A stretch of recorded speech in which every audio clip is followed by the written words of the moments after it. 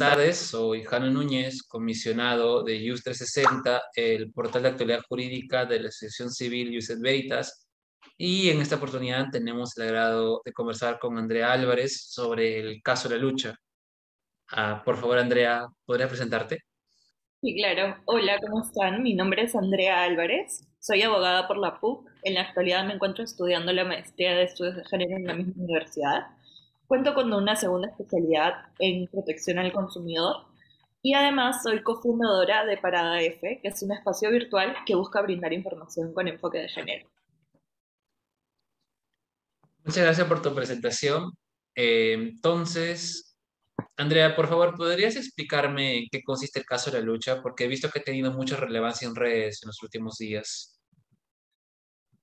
Sí, el año pasado, en el mes de marzo, una asociación de protección al consumidor denunció a la lucha por haber emitido una publicidad que iría en contra del principio de adecuación social que está regulado en el decreto legislativo 1044. De hecho, la publicidad que estuvo en el centro comercial El Polo durante 2 meses señalaba, y me permito leerlo: lleva un sándwich para tu esposo para que sepas dónde estaba y no se ponga celoso, el cual sin duda tenía una connotación sexista y causó bastante revuelo en redes sociales. Muchas gracias por tu explicación. Es un caso muy controversial y creo que tenemos esta oportunidad de hablar contigo sobre el aspecto jurídico detrás de tan controvertida publicidad de la lucha. Ujú. En este caso, entonces, mi primera pregunta sería, ya que el efecto que tuvo el eslogan en la sociedad fue lo determinante para considerar que hubo una violación al principio de adecuación social y por ende, para resolver este caso, quería saber ¿en qué consiste este principio de adecuación social y cuáles son sus límites que tiene que tener al momento de ser aplicado, ser invocado dentro de una pretensión? Sí, bueno, creo que es importante entender ante qué estamos, ¿no? Creo que estamos ante una publicidad que busca captar la atención de los consumidores y que prefieran ya sea su marca o el producto que ofrecen, como es el caso de la lucha, que es, digamos, estos panes que venden, ¿no? Entonces, sí es importante entender que dentro de la libertad de expresión, las personas que están concurriendo, las personas jurídicas que están concurriendo en el mercado, pueden hacer uso de publicidades. Esto está dentro de la libertad de expresión que tenemos en nuestra Constitución. Sin embargo, digamos, este derecho no es irrestricto. Sin duda, el artículo 18 del decreto legislativo 1044 busca poner un límite, teniendo como centro de protección la dignidad y la igualdad de las personas en general. De hecho, el artículo que señala los actos contra el principio de adecuación social señala que consisten en la difusión de publicidad que tenga por efecto inducir a los destinatarios del mensaje publicitario a cometer un acto ilegal o un acto de discriminación u ofensa por motivo de origen, raza, sexo, etcétera, o cualquier otra índole. Entonces, sí es importante diferenciar aquí que estamos ante el supuesto de discriminación. Sin duda, muchas personas mencionan que este es un artículo bastante abierto, que eso causa problemas, y sin duda lo es, porque de hecho una, digamos, de las características que tiene este artículo es que señala que puede ser sancionado un anunciante que tenga una publicidad ofensiva, y eso, por supuesto, puede llegar a ser subjetivo. Pero en el caso en concreto, estamos ante un acto de inducción a la discriminación. Entonces, creo que en este caso, digamos, estos temas en que quizá el artículo no regula necesariamente o es muy subjetivo, no aplicarían, puesto que es un acto de discriminación que sin duda tiene elementos constitutivos que se cumplen, en mi opinión, en el caso en concreto. Entonces, para resumir un poco lo que trataba de explicarles, creo que el principio de adecuación social es un límite a la libertad que tienen los anunciantes para emitir este tipo de publicidades, y el límite sin duda son los derechos a la dignidad y la igualdad de las personas que al fin y al cabo son las que van a consumir el producto que están ofreciendo, ¿no? Los destinatarios de la publicidad. Sí, gracias. Por ejemplo, siento que ese principio se había aplicado en el anterior caso de la marca negrita, que ahora creo que tiene un nuevo nombre debido a ello. Y tal como lo has explicado y como el ejemplo que he mencionado, la mencionada frase que usó la lucha se ve íntimamente ligada a la imagen o opinión que la sociedad puede llegar a tener o percibir de la misma. Entonces, ya que hubo un porcentaje de mujeres que no consideraron a la frase como discriminatoria, al igual que puede pasar con el caso Negrita, que han habido colectivos afrodescendientes que también habían estado en contra de la idea de cambiar el nombre, ¿por qué se llegó a la conclusión de que en este caso la frase de la lucha sí es altamente discriminatoria? ¿Qué medios de corroboración emplean los miembros del Tribunal Indecopi para poder determinar cuándo es discriminatorio y cuándo no? Claro, si bien es cierto, es importante entender que no todas las personas, a ver, hubo, digamos, muchos pronunciamientos, especialmente en redes sociales, en contra de la publicidad, pero también hubieron personas que señalaron que para ellos no era ofensivo, que para ellos no era discriminatorio, en el caso en concreto, pero creo que es importante entender que al fin y al cabo no es lo que determinado grupo, ya sea a favor o en contra, considera, ¿no? Sino es a ver, vivimos en un país donde las mujeres sufren discriminación estructural. Si podemos revisar la ENARES del 2019, tenemos que el índice de tolerancia hacia la violencia en la mujer es alto. No solo eso, sino que tenemos dentro del ENARES distintos supuestos, como por ejemplo mujeres que señalan, o personas, mejor dicho, que señalan que si un hombre se pone celoso es porque es su forma de demostrar que te ama. O, por ejemplo, que las mujeres deben relegar su vida, digamos, profesional y priorizar una vida en el ámbito doméstico. Entonces, sin duda, creo que es importante entender un poco el contexto en el que esta publicidad se da, que es el contexto peruano. Y para eso Lenares es una buena guía porque recoge un poco estas percepciones generales, ¿no? Que demostrarían que la sociedad peruana en general aún falta mucho por recorrer en temas de violencia hacia la mujer. Entonces, si bien es cierto, existe un grupo de personas que está a favor y otro grupo que está en contra, creo que la autoridad, al fin y al cabo, el Indecopi, no puede guiarse, digamos, por eso como un criterio, ¿no? Sino que al fin y al cabo estamos hablando de una norma y ese valor se constituye en los elementos de discriminación, en este caso, según el decreto legislativo 1044. Entonces, es importante, como ya lo decía, entender el contexto, que es un contexto en el que la mujer sufre discriminación estructural y este tipo de publicidades sin duda perpetúan estereotipos de género que tienen como característica que lo femenino está subordinado a lo masculino. Entonces, sí, es importante entender los criterios que usa, digamos, el Indecopi, que no pueden ser subjetivos de acuerdo a preferencias de determinados grupos, ya sea a favor o en contra, ¿no? Por ejemplo, algo que recordaba también en cuanto a Lenares era que muchos de los encuestados en el año 2019 que se dio esta encuesta consideraban que si una mujer era infiel debería tener un castigo y me parece que era alrededor del 30% de los encuestados, que sin duda es un alto número, ¿no? Y de ahí también había bueno, lo que te comentaba, relacionándolo un poco con la publicidad, que era el tema de los celos, que si un varón cela a su pareja es porque la ama, y eso era alrededor del 18.6%. Entonces estamos hablando de números altos, y en este caso es importante entender cómo funciona el tema de la publicidad, que iría en contra del principio de adecuación social, ¿no? El entendimiento va más allá de si hay una intencionalidad por parte del anunciante, o qué es lo que entiende el denunciante al emitir esta publicidad, sino como un consumidor de pie, a través de un análisis integral y superficial, está entendiendo la publicidad que se le presenta, ¿no? En este caso, se ha dado a entender que esta publicidad tendría un criterio o una connotación sexista, mejor dicho, porque subordina a la mujer a estar explicándole a su pareja qué es lo que hace, ¿no? Y sin duda, si no lo hiciera, habría una sanción social, como mínimo. Muchas gracias por tu respuesta. Estuvo demasiado interesante, la verdad.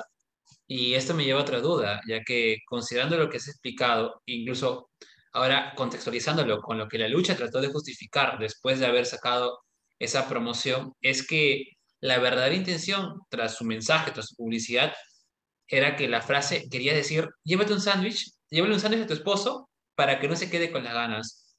Sin embargo, este incluso intento de aclaración no nos llevaría a un nuevo escenario de discriminación y violación del principio de adecuación social, ya que se podría dar a entender que las mujeres deben llevar a la comida a sus esposos, porque incluso esta connotación suena muy fuertemente arraigada en la sociedad. La imprecisión del término, del principio, permite llegar a validar o a considerar argumentos como el expuesto. Sí, creo que es importante entender, como lo decía, cómo se analiza el mensaje publicitario, ¿no? Que al final es el que recibe el destinatario en este caso. Eh, Sin duda, el mensaje que a través de un análisis superficial e integral no fue llévale un sándwich a tu esposo para que no se quede con las ganas. Eso no fue. Fue un tema de los celos y la subordinación de la mujer en este caso, ¿no? Entonces creo que va un poco de la mano con lo que señalaba. Si bien es cierto, el anunciante pudo tratar de que llegue un mensaje o de transmitir, mejor dicho, un mensaje en concreto, al final en el análisis que realizó en este caso tanto CCD como la sala no va por ese lado, sino qué es lo que entendió finalmente el consumidor y eso sin duda no fue lo que se entendió, ¿no? Eh, entonces, si bien es cierto, es importante entender también con lo que mencionabas, ¿no? Este segundo mensaje también podría ser sexista. En mi opinión sí lo podría ser porque seguimos hablando de la subordinación de la mujer hacia el hombre y cómo ella podría estar relegada a un ámbito doméstico y él a un ámbito, por supuesto, más económico, ¿no? Que sin duda es un ámbito más reconocido quizá socialmente, ¿no? Entonces sí es importante entender eso, pero sí quedarnos como cómo se analizan las publicidades según el criterio del Indecopy y al final la intención del anunciante puede ser positiva, puede haber querido transmitir el mensaje A, pero si bajo un análisis integral y superficial se entendió el análisis B, pues ese sería el que prima en este caso, como lo fue, ¿no? El de una connotación más lamentablemente sexista. Eh, Muchas gracias por lo que has respondido y bueno, tomando en cuenta todo lo que acabas de exponer y también el hecho de que si lo vemos de términos de la economía del derecho, lo que se está tratando de reforzar con esta publicidad puede llegar a afectar los valores principales que se busca como el respeto de derechos humanos o como la igualdad ante de las personas, generando incentivos negativos a las personas en base a la publicidad de la lucha y que también el resultado de la Comisión de Fiscalización de la Competencia Desleal fue no aplicar la multa. Quiero saber, o creo que eso te interesa saber, en qué supuestos sí se aplicaría tal multa y por qué el presente caso, tras todo lo analizado, no meritó tal multa o tales sanciones pretendidas. Sí, en el caso en concreto, a ver, hay que entender varias cosas. El pronunciamiento que estamos analizando es el de la sala, que es la segunda instancia. Entonces, en primera instancia, la Comisión de Fiscalización de la Competencia Desleal, CCD, eh, impuso una amonestación. Entonces, por el principio de reforma peor, esta, digamos, amonestación no podía convertirse en una multa. Eso es por un primer punto. Pero también es interesante analizar eh, de lo que hemos podido ver en los casos del Indecopi, cuando la autoridad quiere colocar una sanción mayor y no puede hacerlo por este principio, suele dejar constancia, suele decir, nosotros consideramos que la multa debe ser 10 UITs, 20 UITs, 50 UITs, pero en base a este principio no se puede aumentar la sanción. Ese no ha sido el caso, si pueden revisar, de hecho, la resolución. No hay ningún apartado que señale eso, sino más bien parecería que sí hay un acuerdo en que la amonestación sería, digamos, la sanción ideal, que básicamente es una llamada de atención. Entonces, en ese extremo sí considero que es bastante importante, ¿no?, analizar qué criterios se ha utilizado en la sala, bueno, y la comisión, para entender que este caso amerita una amonestación y nada más.